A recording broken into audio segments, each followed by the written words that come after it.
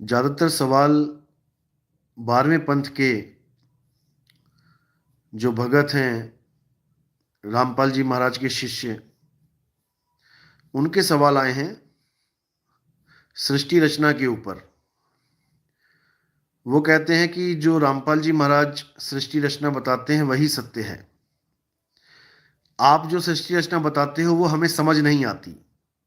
बिल्कुल सही बात है, इसमें कोई दो राय नहीं है कि जो सृष्टि रचना मैं बता रहा हूं वो आपके समझ में नहीं आएगी।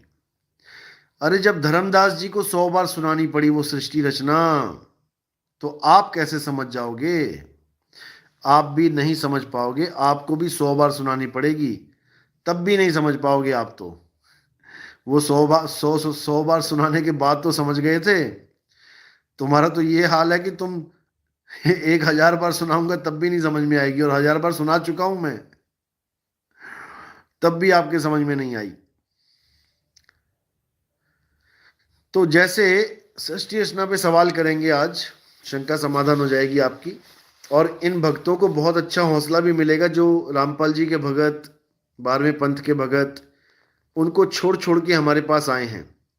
आज उन्हें बहुत से ऐसे सवाल मिलेंगे, अगर ये सवाल उन लोगों से पूछ लें, अपने गुरुओं की संगत से या जो भी कोऑर्डिनेटर्स हैं उनसे पूछ लें, तो वो आपको जवाब नहीं दे पाएंगे, उनके हाथ खड़े हो जाएंगे। तो पहला सबसे बड़ा कारण क्या है उनकी सृष्टि रचना गलत होने का? कि उन्होंने कहा कि परमात्मा ने काल को पैदा किया है, जो बिल्कुल गलत है। परमात्मा से कभी ऐसी भूल हो ही नहीं सकती कि वो किसी काल रूपी दुष्ट प्राणी को पैदा कर दे जो उसी के बच्चों के लिए घातक सिद्ध हो जाए। ऐसा कभी हो ही नहीं सकता। ये तो गलती है, त्रुटि है, भूल है, और परमात्मा कभी कोई भूल नहीं करता। जैसे वैज्ञानिक होते हैं, एक ऐसा रोबोट बना दिया जो वैज्ञानिकों के लिए ही खतरा बन जाए, जनता के लिए ही खतरा बन जाए, तो ये भूल इंसान से हो सकती है, ये परमात्मा से नहीं हो सकती। कि कोई कहे कि परमात्मा ने काल भगवान पैदा कर दिया और काल भगवान जीवों को खा रहा है, वो भी परमात्मा ने श्राप दे दिया 1 लाख जीवों को खाने का। काल भगवान अपनी मर्जी से नहीं खा रहा है, 1 लाख जीवों को खाने का श्राप दे दिया परमात्मा ने। बताओ, श्राप दिया या उसकी मौजें लगा दी पेट भरने की? काल भगवान को श्राप दिया होता तो ऐसा दिया होता कि भूखा मर, खाने को कुछ ना मिले। ऐसा श्राप तो समझ में आता है। ऐसा श्राप कैसा है कि 1 लाख जीवों को खाएगा? ये तो वो हो गया मटर चिकन सब खाएगा मजे से, पनीर टिक्का। ये बिल्कुल गलत सृष्टि रचना है। 1 लाख को खाएगा रोज, 1.25 लाख को पैदा करेगा। तो जब केवल 3 गुणों को पैदा किया था तब 1 लाख जीव कहां थे? तब किसको खा रहा था? तब 1.25 लाख कहां पैदा किया उस दिन में? जब श्राप ही मिल गया कि 1 लाख रोज पैदा करेगा, 1.25 लाख और 1 लाख रोज खाएगा, तो रोज का मतलब रोज होता है, एक भी दिन मिस नहीं होना चाहिए, क्योंकि परमात्मा का श्राप है भाई। तो जब पहली बार त्रिदेव आए तो उस वक्त तो 1 लाख थे ही नहीं, तो मारेगा कहां से? और 1.25 लाख पैदा कहां से कर देगा? हैं ही 5 लोग मिलके गिन के इस दुनिया में। या पहले दिन ही 1 लाख जीव पैदा कर दिए? देवी भागवत पढ़ो, उसमें क्या लिखा है कि ब्रह्मा विष्णु महेश जब पैदा हुए तो वो देख रहे हैं कि हमें किसने पैदा किया भाई, हम यहां कहां से आ गए। उसके बाद एक देवी आई और उनको एक रथ पे, एक हवाई विमान जैसे होता है उड़ने वाला रथ, उस पे ले जाके अन्य अन्य लोगों की सैर कराने लगे। तो जब सैर करा रहे थे तब 1 लाख जीव कहां थे? उस दिन तो श्राप ही झूठा पड़ गया।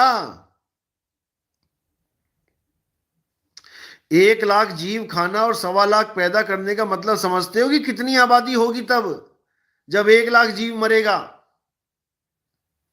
आज आप हिसाब लगाओ कि कितने लोग मरते हैं दुनिया में।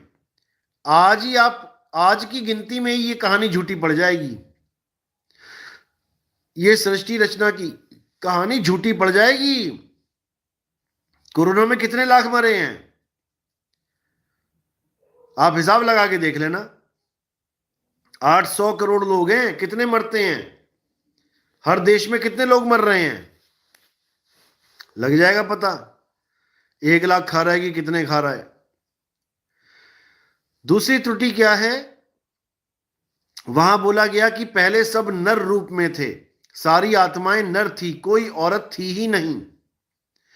जब काल भगवान ने पूछा कि मेरे साथ कौन चलना चाहता है, तो जिसने सबसे पहला हाथ खड़ा कर दिया उसको परमात्मा ने नारी का रूप दे दिया। देखो, यानी वो दुनिया की पहली औरत बनी, उस कहानी के हिसाब से जो 12वें पंथ के गुरु हमें सुनाते हैं। तो ठीक है, उसने तो गलती करी, हाथ उठाया, इसलिए नारी बनी।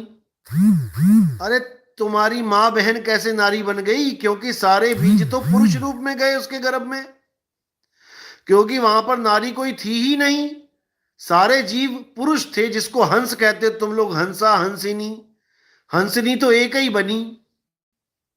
जिसने गलती करी वो पहले हंस था, उसको हंसिनी बना दिया, उसका वही चेंज करवा दिया, सब बॉडी ट्रांसप्लांट करवा दी उसकी, चेंज करवा दिया सिस्टम। तो वो अपनी गलती से अगर बनी है, तो उस कहानी के हिसाब से बाकी औरतें कैसे आ रही हैं इस दुनिया में? क्योंकि सारे पुरुष ही थे एक को छोड़ के। ऐसा तो नहीं है कि आधों को औरत बना दिया, आधों को आदमी। जिसने पहला हाथ उठाया उसको स्त्री का रूप दिया गया, तो ये बाकी कहां से आ गई? और सतलोक में कहते हैं कि स्त्री भी रहती हैं, पुरुष भी रहते हैं। तो जो लोग यहां आ गए, जो लोग यहां पर बैठ गए आके सारे के सारे, तो वहां पर तो स्त्री कोई होनी ही नहीं चाहिए थी, क्योंकि वहां तो पहले भी सारे पुरुष थे। तो वहां हंसा हंसनी कैसे हो गए भाई? जब पहली बार सतयुग में कबीर साहब किसी जीव को लेके गए, तो वहां पे हंसा और हंसनी कैसे हुए? वहां लेडीज कैसे आ गई? तो ये बहुत बड़ा सवाल है, इसका जवाब नहीं मिल पाएगा, जितना मर्जी जोर लगा लेना। तहसील कोऑर्डिनेटर, जिला कोऑर्डिनेटर छोड़ो, स्टेट कोऑर्डिनेटर को भी छोड़ो, नेशनल कोऑर्डिनेटर से पूछ लेना, उसकी आवाज नहीं निकलेगी। तो ये सृष्टि रचना केवल संकेत मात्र सृष्टि रचना है, डुप्लीकेट है ये। फिर कहते हैं अक्षर पुरुष को सतलोक में क्रोध आ गया, आलस आ गया। तो भाई क्रोध और आलस तो गुण है, गुण में भी दुर्गुण है। अभी 3 गुण तो आए नहीं, उससे पहले ही सतलोक में दुर्गुण आ गए। तो ये कैसे आ गए भाई? सतलोक में भी विकार हैं। विकारी सतलोक में हमने जाके करना क्या है? फिर वही क्रोध, फिर वही काम आ जाएगा। कहते हैं वहां पर भी काम क्रीड़ा हुई, इसलिए परमात्मा ने बाहर निकाल दिया। सतलोक में भी काम क्रीड़ा हो रही है, सतलोक में भी विकार उत्पन्न हुए पड़े हैं। तो ये भाई सांकेतिक ज्ञान है ये सारे। अक्षर पुरुष कौन है? ये सांकेतिक ज्ञान है। काल भगवान कौन है? ये सांकेतिक ज्ञान है। अष्टांगी क्या है? ये सांकेतिक ज्ञान है। 3 गुण क्या है? ये सांकेतिक ज्ञान है। और असली राम क्या है? ये भी सांकेतिक ज्ञान है, जिसको सैन बैन कहते हैं। सैन यानी संकेत, सांकेतिक ज्ञान। सांकेतिक ज्ञान का मतलब सैन बैन, बैन मैंने ज्ञान और सैन मैंने संकेत। संकेतों के द्वारा जो ज्ञान समझा दिया जाए उसे सैन बैन कहते हैं। तो साहिब समझा रहे हैं कि ये सब संकेत दिए गए तुम्हें समझाने के लिए सृष्टि रचना को, धर्मदास ये जग बौराना, कोई न जाने पद निर्वाणा। यही कारण मैं कथा पसारा, मैं कथा पसारा, इसी कारण मैंने कथा पसारी है। इन सब से कहिए एक राम न्यारा। वो राम सबसे न्यारा है। इस कथा को हमने सांकेतिक रूप में समझ लेना है। ये जो सृष्टि रचना की कथा है, ये सांकेतिक ज्ञान है, इसको समझ लो और फिर मूल ज्ञान में आ जाओ। बस तब हर चीज क्लियर होती चली जाएगी। लेकिन दुख के साथ कहना पड़ता है कि ये लोग कबीर कबीर तो करना सीख गए। हु इज कबीर तो सीख गए, लेकिन व्हाट इज कबीर ये नहीं जान पाए। दुख इसी बात का। साहिब कह रहे कबीर कबीर क्या करे, खोज आपन शरीर और 10 इंद्रियां बस में कर, तू आपे आप कबीर। तुम ही कबीर हो, तुम ही आत्मदेव हो, लेकिन तुम अपने आप को जीव अवस्था में पहुंचा के बंधन में पड़े हो। तुम दृष्टा अवस्था में आके बंधन में पड़ गए हो। दृष्टा हो जाना बंधन है, क्योंकि दृश्य दिखेगा तभी तो दृष्टा होगा।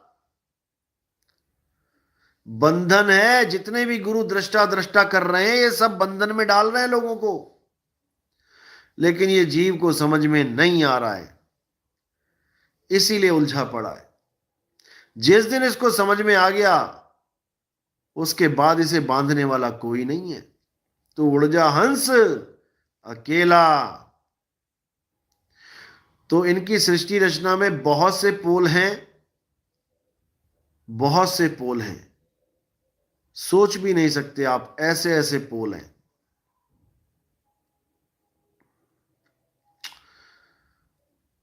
तो सृष्टि रचना को अच्छी तरह समझना है। हमारे मूल ज्ञान आप सुनेंगे, समझेंगे, आपको हर चीज समझ में आने लग जाएगी। सृष्टि रचना को सैन बैन के द्वारा समझा जाता है। तो हमारे सत्संग 1 नंबर से स्टार्ट करने हैं आपने। जो नए भाई हैं, अभी नए नए जुड़े हैं, अभी नहीं उनको समझ में आ रही बात, आप बिल्कुल हार मत मानना। ये ज्ञान बहुत अटपटा है। कबीर ज्ञान अटपटा झटपट लखा ना जाए, और जो इसको झटपट लखे तो सब खटपट मिट जाए। इसलिए हार नहीं माननी है। सुनते जाओ, सुनते जाओ। परमात्मा की कृपा कब हो जाए पता भी नहीं लगेगा।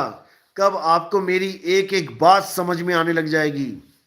बहुत से भाई ऐसे फोन करते हैं कि हम आपका सत्संग 4 साल से सुन रहे हैं, अब जाकर आपकी बात हमारे पल्ले पड़ रही है कि आप कहना क्या चाहते हो।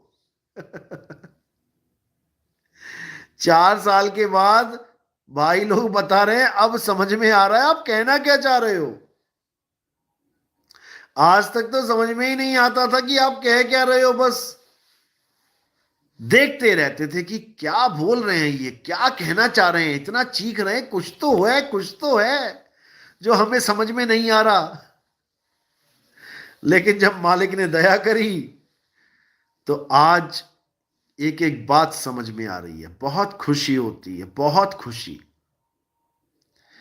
जब मेरे परमात्मा का एक भी जीव हंस जागता है तो दिल बाग बाग हो जाता है, गार्डन गार्डन हो जाता है, क्योंकि अब उसको मुक्ति मिलेगी। जिस कारण उसने इंसानी चोला लिया, अब उसे वो चीज मिलेगी, और जब उसको वो चीज मिलेगी तब वो निहाल हो जाएगा। और उसकी खुशी का अंदाजा लगा के मुझे इतनी खुशी होती है कि मैं क्या बताऊं। तो बहुत जरूरी है जीवों का जागना, बहुत जरूरी है। उलझाने वाले लाखों बैठे हैं, लाखों। हमारे YouTube चैनल के अलावा आपको जितने भी चैनल ज्ञान वाले दिख रहे हैं, आप यकीन नहीं करोगे, सबके सब या जीव ज्ञानी है, या ब्रह्म ज्ञानी है, या तत्व ज्ञानी है, या दृष्टा ज्ञानी है। इन्हीं चार कैटेगरीज में उलझा उलझा के मार रहे हैं सबको ये।